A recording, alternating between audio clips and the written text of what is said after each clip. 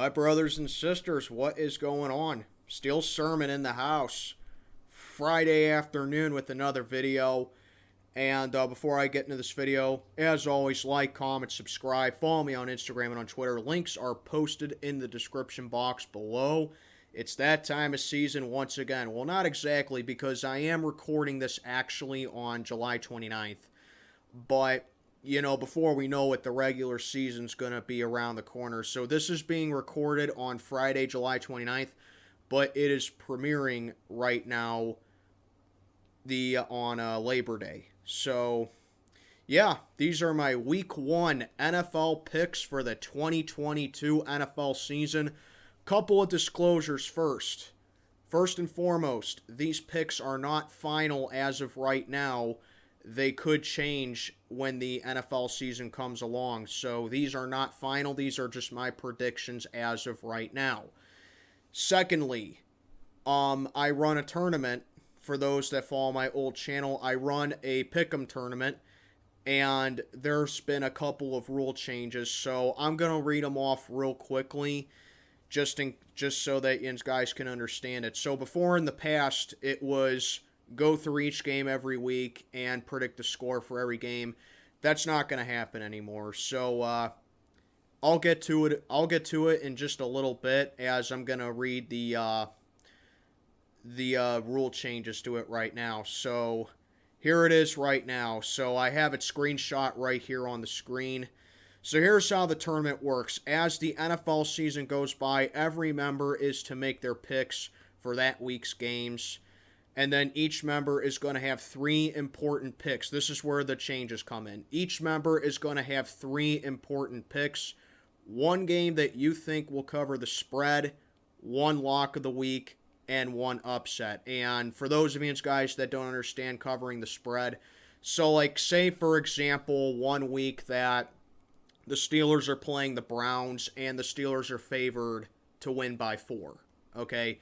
So if you predict the Steelers to cover the 4-point spread, meaning if you predict them to win by 4 or more than 4, and the Steelers win by 4 or more, then the Steelers covered the spread. If they win by less than 4, then they didn't cover.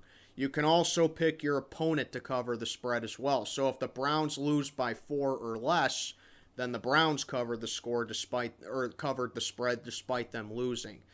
It's pretty self-explanatory. So you're going to pick 1 game that you think will cover the spread, 1 lock of the week, and 1 upset. As I said, I used to have it go by just do a score for every game. I'm not going to do that anymore. If you correctly guess the spread, as I just said, or you get the winning team right, your point addition is doubled. However, if you incorrectly predict the spread, the team that you predict loses, or the opponent covers the spread, your point deduction is doubled. So like I said, think of this as the old point system. The only difference is that you don't have to guess scores for every single game. Spread predictions are the only game that you need score predictions for right now. So every other game you can just say, oh, I think this team's going to win. I think that team's going to win. Spread predictions are the only game that you need a score prediction for now. And then, obviously, as you predict, for every game that you predict correctly, you get a win for it. Every game that you incorrectly predict, you get a loss for it. I'm not that jerk that gives everyone a tie in their record if they come. To me, ties are just free wins. In my tournament, there are 6 divisions consisting of 12 members per person. So do the math, that's 72 total members.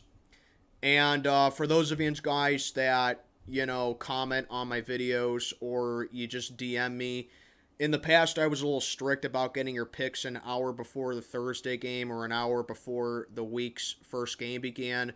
But because I work full-time now and because my hours are a little bit more lenient, I'm a little more lenient with it now. Just have your picks due by kickoff of the week's first game. Standings will be posted on my IG every week in the following times: after every Thursday game, after every Sunday game, and after every Monday game. And then at the end of the regular season, there's going to be 16 total members that make the playoffs, 8 per conference. The wild card matchups work as such. So you get the 1 seed versus the 8 seed, 2 versus 7, 3 versus 6, and then 4 versus 5. As far as the playoffs go, I am not going to get into that yet. I'll do it come playoff time. But just to go over a few rules of the tournament that I have, just a few guidelines, not a whole lot, but I would appreciate it if you respected my rules for it. Firstly, please be on time with your picks, which most of the time are just due by kickoff of the first game of the week. If you miss 1 week that's unexcused, I'll auto pick for you. You get 2 unexcused weeks. You finish with the opposite record of the person you're in front of in your division. 3 unexcused is an automatic winless week. And then if you do a 4th one, then you're out of the tournament for the rest of the season.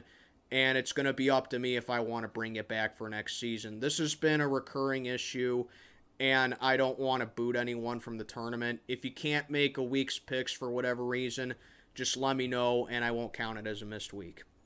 If you want to change one of your picks, please let me know by the following times. Any Thursday games before kickoff, any Sunday afternoon games, which is the 1 o'clock Eastern Time and the 4 o'clock hour Eastern Time games, they're due by kickoff as well. Sunday night games due by kickoff, and Monday night games also due by kickoff.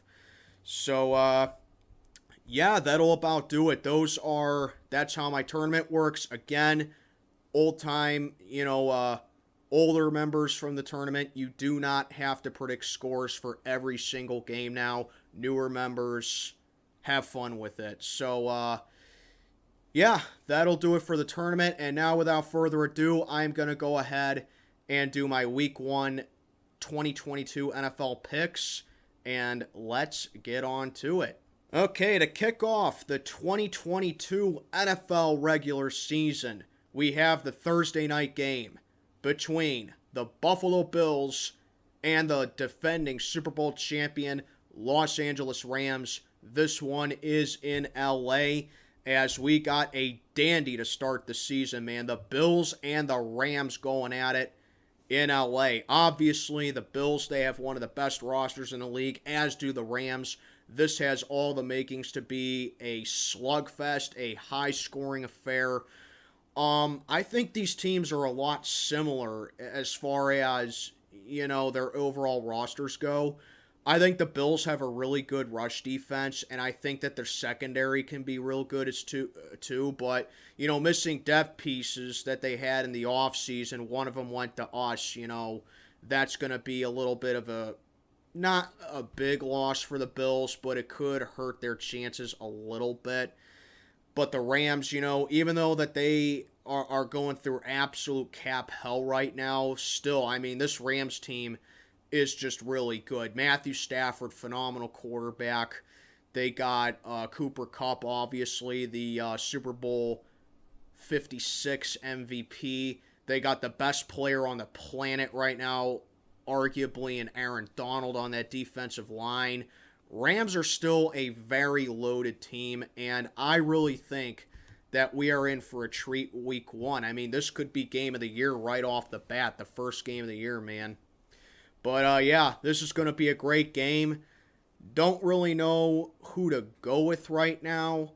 So, whenever I'm unsure of who to go with, I usually go home team. That's what I'm going to do here. I want to pick the Buffalo Bills for this game, but I think the Rams just eke it out a little bit, because with Buffalo missing a little bit of their defense to the offseason, I think the Rams can take advantage of that just a little bit. So I'm going to go ahead and take the Rams to knock off the Bills in week 1 in a thriller, possible game of the week. Next up, we got the first slate of Sunday games. These are the 1 o'clock Eastern Time games. First at bat, we got the New Orleans Saints and the Atlanta Falcons heading on down to Atlanta. Rivalry right off the bat, the Saints and the Falcons. So the Saints, they had a chance to get Baker Mayfield or Russell Wilson this offseason. They missed out on both of them, obviously. But the Saints, I think that they're comfortable with going with Jameis Winston down the line, because Taysom Hill, like I said all year last year, he's just not a starting quarterback in my opinion. He's not a guy that's going to last you all 17 games of the year. Saints still got a balanced run game. I don't know the status of Alvin Kamara as of right now. I know he had that incident in the Pro Bowl. The Saints receiving core needs a little bit of work in my opinion, but overall, I really think people are sleeping on the Saints. I think they're a well-coached team. Their defense is especially really good, especially the run defense. I think the Saints are in better shape than what people are giving them credit for. I would not sleep on the Saints. Then you got to take a look at the Atlanta Falcons. I mean, Atlanta, they figure to be one of the worst teams in the league this year. Now that Matt Ryan is gone, and now they don't have Julio Jones still some more. Kyle Pitts looks like a nice guy for them, but Atlanta, they just figure to be one of the worst teams in the league this year. They could have, a top 3 pick in the draft. This is just going to be a long year for Atlanta. So I am going to go ahead and take the New Orleans Saints to go ahead and defeat the Falcons in Atlanta. I think this is kind of a no-brainer here. I'm going to go ahead and take the Saints to beat the Falcons. Next up, we got a very interesting matchup. We got the Cleveland Browns heading on down to Charlotte to take on the Panthers. The biggest offseason with the Browns. They lost Baker Mayfield to guess who? The Carolina Panthers. And they gave Deshaun Watson all that money, and he probably won't even play the whole season. I mean, they're paying this guy how much money? $246 million or something like that over 5 years. That's high risk, high reward for the Browns right there, just being honest with you. Not even talking as a Steeler fan. I'm just talking as an NFL fan. High risk, high reward right there. I mean, this is just like the Minkah Fitzpatrick trade that we had 3 years ago. We gave up futures for Minkah, and Minkah got a healthy extension in the offseason. Kind of the same thing right here with the Browns.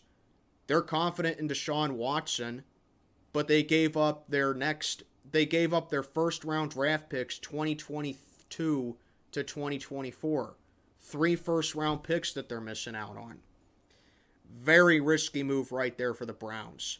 Obviously, they got Jacoby Brissett as well, and they just signed Josh Rosen. So there could be a chance we see Jacoby Brissett or Josh Rosen start week 1, depending on what happens with Deshaun Watson.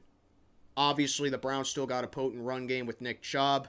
They signed Amari Cooper in the offseason as well. Myles Garrett's still a beast. So the Browns, it's going to be a very boom or bust season for them. If everything goes right for them, the Browns are good enough to make the playoffs, but just knowing the Browns, it's the Browns. They'll find a way to mess it up. Carolina Panthers now have 2 of the top quarterbacks that were drafted in 2018 with Baker Mayfield and Sam Darnold. Carolina, it seems like a recurring theme for them. They get off to a hot start to the season, and then they just find a way to collapse like mid-season, and then they usually finish towards the bottom of the NFC South. So that kind of seems to be the story with Carolina. Very interesting matchup, obviously, because if you remember last year, the Panthers played the Jets in Week 1 when Sam Darnold had his revenge game against the Jets. 1 year later, Baker Mayfield. If you don't think he's not gonna start for the Panthers in Week 1, you are incredibly naive. I have every reason in the world to believe that Baker Mayfield will be starting this game for the Panthers, which is why this is my upset of the week. That's right, I'm going with the Carolina Panthers to knock off the Cleveland Browns in Week 1. 2 reasons. First of all, the Browns never win Week 1. They always start 0-1, or they at least never win in Week 1. They never win their first game of the year. Okay? Last year, they lost to Kansas City, I believe. A couple years ago, blown out of the water by Baltimore. 2019, the super team, blown out at home by the Titans. Tied with us in 2018. Lost to us in 2017. They have not won a Week 1 game since 2004. It's been 18 years since the Browns won a Week 1 game. So that's the first thing. Number 2, the Carolina Panthers, like I said, this is a revenge game for Baker Mayfield. He's going to want to come in determined, fired up, and hyped up to get revenge on his old team because he is incredibly mad at the Cleveland Browns, for disrespecting him the way that they did. And Baker Mayfield will want nothing more than to smack his old team in the face. So that's why this is my upset of the week. I got the Carolina Panthers upsetting the Cleveland Browns. So give me the Panthers. Next up, we got a little bit of a throwaway game. We got the 49ers at the Bears in Chicago. 49ers coming off a tough NFC Championship loss to the Rams. The Bears coming off a dreadful season last year. I really don't think this needs any explanation. I like the 49ers here. The 49ers, they have everything what it takes to be a playoff team. Obviously, since they took the Rams to the brink, it's just typical Kyle Shanahan. He blows leads late in the game. The Bears, they got quarterback problems of their own. Although I do like Justin Fields, but yeah, the Bears, I just don't think they're going to be a very good team this year despite the defense they got. So I'm going to go ahead and take the 49ers to get the job done in Chicago. Give me the Niners. Okie dokie, folks. Next up, we got my matchup here. We got the Pittsburgh Steelers heading on to Paul Brown Stadium to play the Bengals. Obviously, us last year, 9-7-1. Were not even expected to make the playoffs last year. Got blown out in the wild card by Kansas City. We had some injuries to deal with last year, but we had a big offseason, Got offensive line help. Miles Jack is here to help out Devin Bush. Obviously, Mitch Trubisky. Obviously, drafted Kenny Pickett. Added Larry Ogunjobi to the defensive line. Gunnar Olszewski's on special teams. We have a new defensive coordinator in Terrell Austin. New defensive assistant in Brian Flores. And we even have a new name for our stadium. So it looks like, oh yeah, and a new GM. How could I forget that too? New GM and Omar Khan. How could I forget all that? Very important offseason that the Pittsburgh Steelers had. And we needed to have an important offseason. This is the most active that I have seen the Steelers be in any offseason of being a fan. And I've been a Steeler fan 20 years. This is the most active I've ever seen the Steelers be in the offseason. So big moves by us. We're showing that even though we don't have our franchise quarterback anymore in Big Ben, he retired back in January, we're still looking to be a little competitive and to treat this year like a bridge year to hopefully see that Kenny Pickett can be our starter moving forward. And that if we are that confident that he's going to be the guy for us moving forward, we took him in the first round like he did. Didn't want to make the same mistake we did with Dan Marino back in '83, That's what I got out of it. Because Dan Marino was there, went to the same school as Kenny Pickett did. They both went to Pitt, Dan Marino ended up being a star in the league. Kenny Pickett went to Pitt, had a phenomenal final year at Pitt. And I'm still calling it Heinz Field.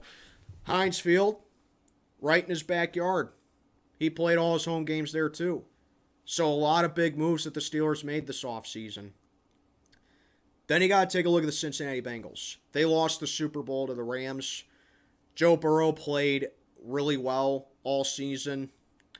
Joe Mixon, proven to be a good running back for him. Jamar Chase, one of the premier receivers in just his rookie season, broke Justin Jefferson's receiving record last year. T. Higgins, good number 2 for him. Tyler Boyd, a good veteran for him. Bengals fixed up the offensive line. Their defense looks a little bit better. So yeah, overall, the Bengals look in good shape to go back to the playoffs. But I gotta tell you, the AFC North ain't gonna be a cakewalk. I really do think there are 2 divisions this year where I think all 4 teams in that division have a legit chance of making the playoffs.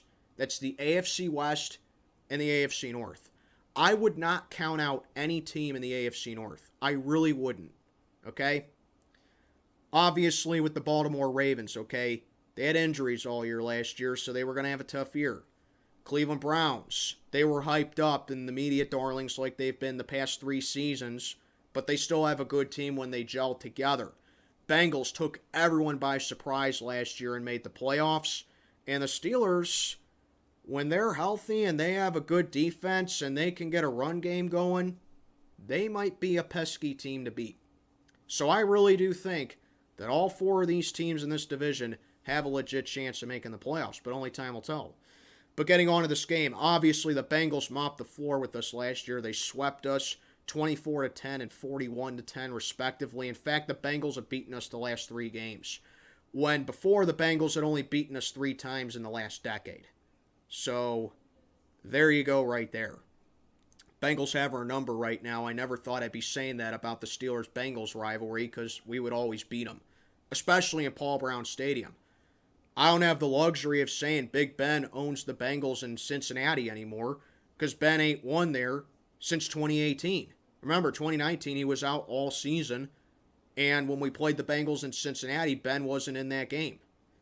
So, Big Ben, the last time he won in Cincinnati was 2018. Last time the Steelers won in Cincinnati, 2019. But these ain't the 2019 Bengals, man. Obviously, I will say this. James Pierre is a trash can. He got burned all day by T. Higgins and Jamar Chase in the second game last year. I think Minkah Fitzpatrick has a new lease on life. He's going to be playing like he earned that extension that he got in the offseason, which is another thing I failed to mention, obviously. Then you got T.J. Watt, reigning Defensive Player of the Year. He's going to be playing really hard again, looking to win another one. He's a 2-time Deacon Jones Award winner, for crying out loud. And now you got Myles Jack being thrown in the mix. He's a good coverage linebacker. We don't have Joe Schobert anymore. And if Myles Jack can't help out Devin Bush, then Devin Bush is useless. So overall, I think this is going to be a pretty evenly game. I don't think these are going to be 2 blowouts with the Bengals like they were last year. I think these 2 games are going to be very tightly contested. You know, this is the first time these 2 will ever open up the season playing each other. That's right. These 2 teams have been playing each other for 52 years, and they have never opened up a season against one another. So, very interesting game here. And I'll be honest with you, as much as I want to pick us to win, as much as I do believe we can go down into Cincinnati and beat the Bengals, I just think the Bengals for this game have the upper hand. I hate to do that. Hate to pick against my own team, but I try to be unbiased with my picks. So, unfortunately, I'm going to have to say the Bengals beat us week 1. I think it'll be a close game. I think it'll be a good game. You know, but we don't know what we have in Trubisky just yet. We don't know what we have in Kenny Pickett. I think the defense will keep us in this game long enough now that, you know, Joe Burrow has a little bit more tape on him and that he's going to miss a little bit of practice time because he just had appendix surgery. So that could be a little bit of a detriment to the Bengals. Plus, I think the defense will keep us in there because we have a new coordinator and a new assistant, and I think Matt Canada's offense now is going to be a little bit more beneficial because he has the personnel than Big Ben in his twilight. So, yeah, I think this can be a close game. I think that this will be a competitive game, hard fought, but I think the Bengals get us in Cincinnati to start the year in a tight one. So, yeah, hate to say it, but I'm going to go with the Bengals for this one. Next up, we got a pretty easy one. Philadelphia Eagles heading on up to Detroit to play the Lions. The Eagles last year, another surprise team, made the playoffs last year. They did get blown out of the water by the Buccaneers in the wild card, but they still made the playoffs when everyone thought that 2021 was going to be a sacrifice year for them. And the Eagles are looking to prove that they were no fluke either. The Lions, well, they had a very bad year last year, lost their first 10 games to start the year, but they did finish a little bit strong, going 3-3-1 in their final 6, finishing the year 3-13-1. The Lions, my thing with the Lions is that they're not a good team, but they will put up a fight in most games because they like playing for their coach and Dan Campbell. They like, they respect him. They like his schemes. They just want to represent him well. They just have a really young team that's going to take a long time to gel. And that's just my thing with the Lions. I don't know too much about them because I'm not a Lions fan and I don't follow the NFC North.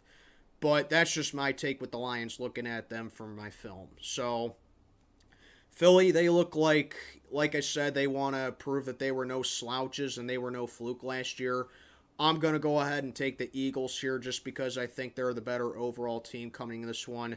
So give me Philly to beat the Lions here. Kind of close. Give me Philly here. Next up, we got another easy one. It's the Colts and the Texans down in Houston. I really don't need to say much. I'm going to go with Indianapolis here. Matt Ryan, now with the Indianapolis Colts, and I think that's where he will finish up his career.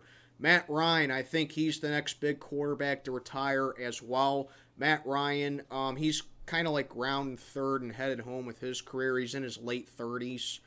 I think Matt Ryan's on his way out too, so Jonathan Taylor, sensational year last year. He was in the MVP talks for a little, for quite a bit. But Jonathan Taylor, he's still very young. He still has a lot of steam left, and he still has a whole ways to go ahead of him. Jonathan Taylor is going to be a really good running back. Indianapolis has a really good defense too, and I think that can keep them in a lot of games this year. Houston, you have a problem. I have no idea what you're doing with your quarterbacks now because now you don't have Watson anymore. However, you have those 3 first-round draft picks that the Browns gave you, so hopefully you can do something there. Texans are just on full-fledged rebuild, and that's why I'm going to go ahead and take Indy to win this one. Give me the Colts to knock off the Texans. Next up, we got an AFC East rivalry. We got the New England Patriots heading on down to South Beach to play the Miami Dolphins. As the Patriots, last year, 10-7. No one thought the Patriots would do much again, but they went 10-7.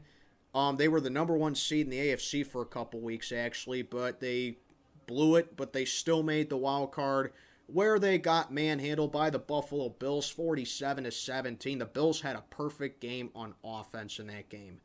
Literally every time the Bills got the ball, they went down and got points. So, yeah, New England got taken to the woodshed by the team that they used to beat up in the Buffalo Bills, and the Bills gave them a taste of their own medicine. That's where the Patriots are right now. Mac Jones entering year 2 of his career, looking to prove that he is indeed the guy for the Patriots. But it kind of looks like Bill Belichick's magic is winding down a little bit.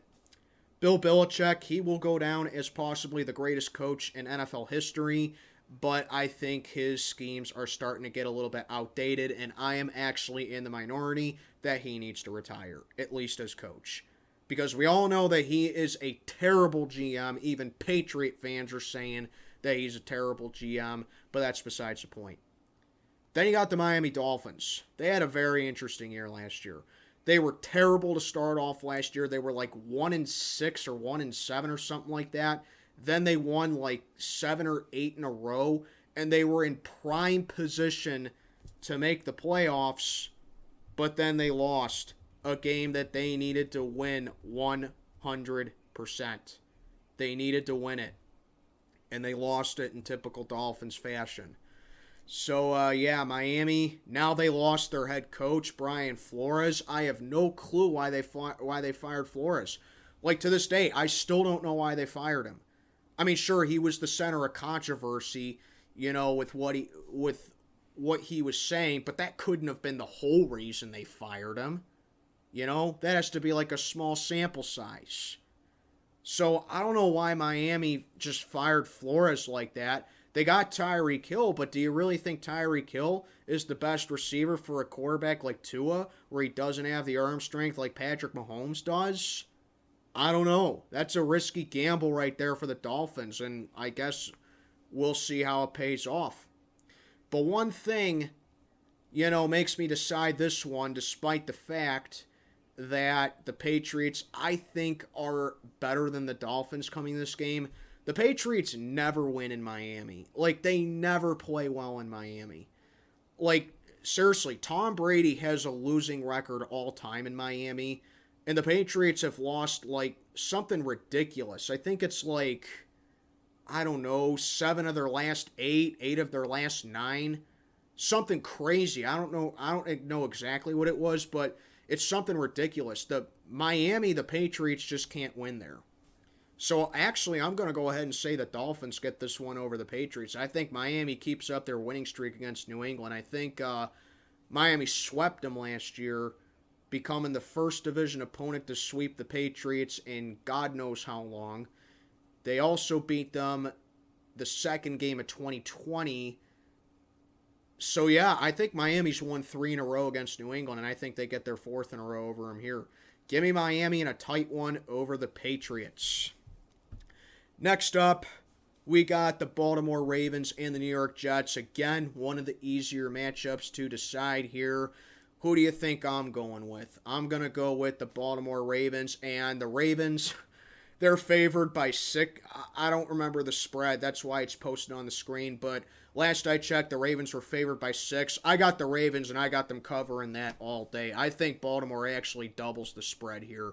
That's how confident I am. So, yeah, this is the game where I'm predicting the score, and I think Baltimore easily covers that spread. The Ravens are back fully healthy. Their defense got better, adding Marcus Williams. They got a good set of linebackers. They got a great secondary. Their run game is back and healthy. Lamar Jackson's fully healthy. Although they did lose, in my opinion, their best receiver in Hollywood Brown. So the Ravens, there should be no excuses for them this year. This is a playoff team when they're all healthy. Much to my dismay, because I'm a Steeler fan and I can't freaking stand the Ravens. But it is what it is. The Jets, they really ought to just, well, like their name suggests, just end the season. The Jets, I mean, they're going to ruin Zach Wilson. I'm telling you that right now. They're going to ruin the MILF Hunter right there, you know? So, had to squeeze that in there. But yeah, the Jets, they just don't stand a chance in this game. Give me Baltimore to cover the spread easily. And for my final 33-21, give me Baltimore. They're favored by 6 in this game. They should be at least 10-point favorites, in my opinion. But yeah, I got Baltimore easily covering the spread here. Give me the Ravens.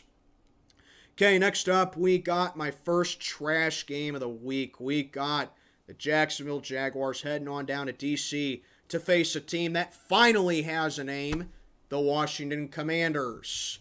I still call them the Redskins, but I will accept that they are now the Commanders. So, the Jaguars and the Commanders down in D.C. It's a dumb name, but it's better than the football team. But yeah, Jaguars and the Commanders in D.C., maybe not two of the worst teams in the league, because honestly, I think Washington's a little bit better than what people give them credit for. They just have a quarterback dilemma going on. And then the Jags, yeah, they're not good. Trevor Lawrence, he's a good quarterback, but he's in a terrible situation right now. Jags defense has just been taking a licking for like years now, and I just don't see Jacksonville getting any better. I'm going to go Washington simply because they're the home team and just because I think they're a little bit better than the Jags. I mean, I'll be fair. Washington does have a good defense when it's healthy. They got a really good rush defense. And Taylor Heineke, if that's who they're starting for this game, I assume, Taylor Heineke is serviceable. And I do like Terry McLaurin a lot. But it's just the Commanders, in my opinion, they're not a contender. The only reason that they would be is because the NFC East sucks. So that's just my take on it. But yeah, I'm going to go Washington to win this one. Give me the Commanders. All right, kicking off the 4 o'clock hour Eastern time games. First up, we got the Giants heading on down to Nashville to play the Titans. The Giants, they drafted okay. They got a new head coach. They got a new GM. But it's just not enough for them to, really make a big splash, in my opinion. And then the Titans, they lost Julio Jones, I'm sorry. But, yeah, it looks like the Titans have a little bit of a quarterback carousel going on right now because I don't know what they plan on doing with Ryan Tannehill. But Derrick Henry is back and healthy. Mike Vrabel won Coach of the Year. Titans still got a good defense, in my opinion, and that's why this game is actually my lock of the week for a couple reasons. The Titans, as I said, very well-coached team, good defense, Derrick Henry's back, and that's the main reason. The other reason, the Giants, they're kind of like the Browns a little bit. They just don't win in week 1. Wrap your mind around this, guys, okay? The Giants have not been above 500 at any point since 2016. You heard that right. The Giants have not been over 500 in 6 years. That is mind-blowing to think about it. Think of some of the worst teams in the league. You know, the 2020 Jaguars, the Browns over the past couple years, the Raiders over the past couple years. Who else? The Texans over the past couple years. Even those teams managed to be over 500 or at 500 at some point. The Giants have not been over 500. You know, the Jets in 2018. The point is, the Giants have not been over 500 in 6 years. That just blows my mind how you can be that bad for so long. That's why this is my lock of the week, you know. Tennessee, I just think that they're a well-coached team, and they're going to be extra motivated now that Derrick Henry's back. And the Giants, I just think that they're just going to get beat by the better team. So I'm going to go ahead and take the Titans here. That's why, my lock of the week right here. Next up, Kansas City Chiefs at the Arizona Cardinals. This one is down in Glendale as the Chiefs, as I said earlier, lost their best receiver in Tyreek Hill. He's down in Miami, but Kansas City still has a lot of firepower on that offense. You know, the Chiefs are still going to be really good, okay? Let me tell you that right now. They're still going to be really good, but they're just going to look a little bit, powered down a little bit. But they still got firepower on that offense. Defense still could use work. But Kansas City, it's safe to say they'll be back in the playoffs. But the question with the Chiefs now, are they the best team in the AFC West? You know, a lot of people would say yes. But to me, I don't know. You might have an argument for another team in that division for being the best team in the AFC West. But Kansas City's still really good. Arizona, Kyler Murray put up a really good season last year. But kind of like us in 2020, Arizona got off to a hot start, and in typical Cliff Kingsbury fashion, Arizona got off to a hot start, and then they melted the rest of the way, and they got roundhouse kicked in the wild card by the Rams. Kyler Murray throwing one of the most ridiculous interceptions I've ever seen in my life, and just like that, a phenomenal season by the Cardinals went to waste. And what did Arizona do? They extended Kyler Murray long term. Pretty risky there, in my opinion. DeAndre Hopkins, still a really good receiver. J.J. Watt, still playing well. Chandler Jones, still a beast. I mean, on paper, the Cardinals should be a good team. But I just don't think that with Cliff Kingsbury, he's done this time and time again, are the Cardinals 100% trustworthy? To me, that answer is no. And that's why I got Kansas City going down to Arizona and beating them in week 1. You know, I just think the Cardinals are a little bit overrated. But, on paper, they should be a playoff team. Kansas City, I just think, is the better team. So give me Kansas City to go ahead and beat the Cardinals week 1. Next up, AFC West Showdown, another potential game of the week right here. Las Vegas Raiders heading out to LA to play the Chargers. As the Raiders, they made a headline this offseason as well. Davante Adams is now with the Silver and Black to complement Darren Waller. That is a good dynamic duo that Derek Carr has to throw to now. There should be no excuses why Derek Carr underperforms this season. No excuses at all. Raiders have a new head coach. They got a little bit of a better front. And they still have a good run game, in my opinion. This Raider team, they're good enough to make the playoffs. So yeah, I wouldn't sleep on Vegas either. Then their opponent, the Chargers, they were playing like a Super Bowl contender to start last year. And then in typical Charger fashion, they regressed. And remember in my Chiefs-Cardinals prediction, I said, are you sure Kansas City's the best team in that division? Because I think another team has a case of dethroning them, and if there's any team in that division that can do that, in my opinion, it's the Chargers. Why the Chargers? Well, let me put it to you like this. The Chiefs own the Raiders. The Chiefs absolutely own the Broncos. However, one team that always seems to give Patrick Mahomes a run for his money in that division, it's the Chargers.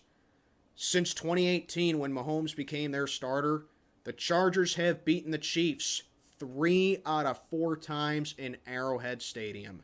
Not a lot of teams can say that they can go into Arrowhead consistently and beat Kansas City. Arrowhead's become one of the toughest places to play, and the Chargers have won 3 out of 4 times there. You know? So yeah, the Chargers, they got a good defense when it's fully healthy. Justin Herbert had a phenomenal year last year. Chargers still have some really good targets. I think it's going to come down to Kansas City and LA this year. And if you saw my season predictions video, I actually had LA winning the West. Now granted, anything can happen, but in my eyes, the Chiefs and Chargers, these are 2 shoo-in teams for the playoffs, but I think the Chargers won up the Chiefs actually, because like I said, they can beat them at Arrowhead. They have a good defense, and Justin Herbert is just challenging Patrick Mahomes so well here, But last year, it came down to literally the Chargers mismanaging a timeout that would have ended in a tie between the Raiders and Chargers in Week 18 that would have sent them both to the playoffs. So yeah, this Charger team's going to be good this year, man. I'm telling you right now, they're going to be good. And that's why this is my pick for game of the week right here if I had to pick one. And whenever I'm unsure of who to pick, I go home team. That's what I'm going to do. Give me the Chargers to beat the Raiders in a very tight one. This one has all the makings to be a shootout. Give me the Chargers over the Raiders. Next up, NFC North Showdown. The Green Bay Packers head on up to Minneapolis to play the Vikings. As the Packers, Aaron Rodgers just signed a mouth-watering extension with Green Bay in the offseason. He's there for 4 more years. Don't remember for how much, but he's there for like 4 more years. Pretty much eating all of Green Bay's cap. And they lost Devontae Adams, so Green Bay, they're still in really good position to win the North just because the North sucks. But honestly, I don't think it'll be so easy now because now Aaron Rodgers, who's he going to throw to now that he doesn't have Devontae Adams anymore? Who's going to be that guy that steps up to the reins as a number 1 for Green Bay? We'll see in due time. Packers still have an okay defense. They still got Jair Alexander, great defensive player for them, but I just think Green Bay needs a little bit more. Minnesota, I think they're a team you shouldn't sleep on either. Obviously, I was never a Kirk Cousins guy. I think he's very overrated. But Adam Thielen, really good receiver. Justin Jefferson, excellent receiver, one of the best in the league, if not the best in the league. Dalvin Cook, when he's healthy, great running back. Minnesota has a good front. They're going to give Green Bay a fight here. I believe the Vikings beat Green Bay last year, if I'm not mistaken, but it was in Lambeau. I know they split. Oh, no. Wait. They did beat the Packers last year in Minnesota. They beat them in Lambeau the year before. So, yeah, the Vikings, they kind of seem to have Green Bay's number a little bit. So, this can be a very interesting game. I was so close to picking Minnesota here, but I gotta lean more towards Green Bay in this one. I don't know. I just don't like to bet against the Packers. I think Rodgers is going to come out firing because he won, MVP for the 2nd year in a row. I just think that Green Bay is a little bit more experienced than Minnesota here. So I'm going to go ahead and take the Packers in a tight one. Then we got Sunday Night Football. It is a rematch of last year's season opener. Check your local listings. We got the Tampa Bay Buccaneers heading to Dallas to play the Cowboys. Tom Brady retired in the offseason and then came back about 40 days later. So basically, Tom Brady, he gave up football for Lent. That's pretty much all you can say about that. They just added Julio Jones. Antonio Brown's no longer on the team. He's probably never going to play football again because he's out making cringy rap videos. Sounds like another former Steeler. Le'Veon Bell, perhaps. But anyway, the Buccaneers, well, Rob Gronkowski did retire too. But the Buccaneers, this is still a phenomenal team, a solid team, explosive team, a team that can easily go back to the Super Bowl. So, yeah, Tampa really needs no introduction. Then you got the Dallas Cowboys. Now, my thing with the Dallas Cowboys is this. I think this is the most overrated team in the league. Because all Dak really has to do is step back, throw to CeeDee Lamb, step back, throw the ball a wide open guy. Ezekiel Elliott's not what he used to be. You know, their offensive line isn't what it used to be. Micah Parsons had a phenomenal rookie year, don't get me wrong, but is it safe to call him the best linebacker in the league? Give me a break. And then, of course, you got the Cowboys with their secondary, you know. I mean, the Dallas Cowboys, you know, their defense is really, really solid, and it can stop their opponents dead in their tracks. But my thing with them is that they don't really seem like a physical team, in my opinion, if that makes any sense. They will just, like, stop you in your tracks, but not, like, beat you up. And then, of course, I had a brain fart. I'm sorry. I was thinking of their corner, Trayvon Diggs. Now, Trayvon Diggs last year looked like he would run away with NFL MVP to start the year. But then as the weeks went by, Trayvon Diggs started to show that he's kind of like if Jameis Winston played cornerback. He can make a lot of good interceptions. He can make a play on the ball when he really needs to. But he also gives up a lot of big plays. I think Trayvon Diggs is good, but he is very overhyped. In short, the Cowboys, they're a good team, but let's be honest, who's their biggest threat in the division? Philly? And Philly's still like a learning curve kind of team. Washington, learning curve kind of team. The Giants have been awful for years now. And it showed in the playoffs against the 49ers. They couldn't do anything against the 49ers defense. They looked lost against them. And that QB run up the gut in the final seconds, don't even tell me the Cowboys were trying right there. You know? They're just a very poorly coached team, and it starts with Mike McCarthy. I think Dallas is the most overhyped team in the league. And that's saying something because I've been saying that about the Browns. But at least the Browns have won a playoff game recently.